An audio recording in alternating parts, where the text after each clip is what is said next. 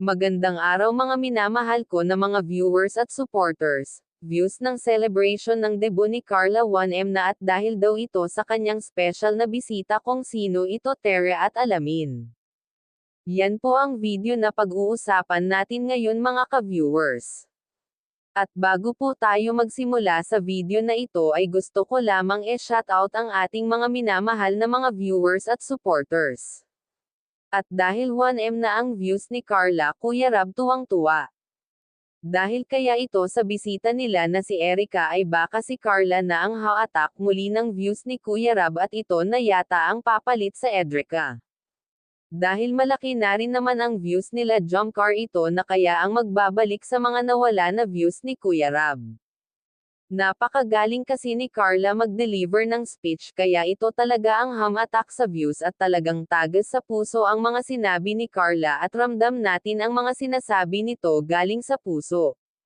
Dahil blessed siya sa mga natatanggap niya na biyaya ngayon at hindi niya talaga nakalimutan lahat pasalamatan ng tumulong sa kanya lalo na si Kuya Val Santos Matubang at si Kuya Rab at Ate Jack. Kung baga kung hindi dahil sa kanila ay hindi sila maging successfully ang pamumuhay ngayon dahil hindi na sila naghihirap tulad ng dati.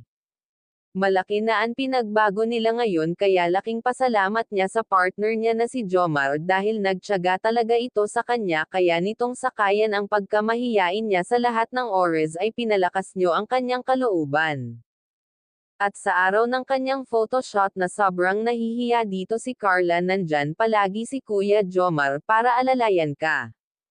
At sa K-Angels ay masaya ngayon sa mga nangyayari, at dahil marami ang nagmamahal sa kanila kaya marami ang mga tumutulong, at ngayon ay marami ang biyaya na dumarating sa kanila at nakakatulong na rin sila sa kani-kanilang pamilya, at mahal nila kung ano ang meron sila ngayon, at wag nga po pala natin kalilimutan suportahan ang ama ng ating kalingap na si Val Santos Matubang, at hanggang dito na lamang ang ating mixing reaction again maraming salamat sa panonood.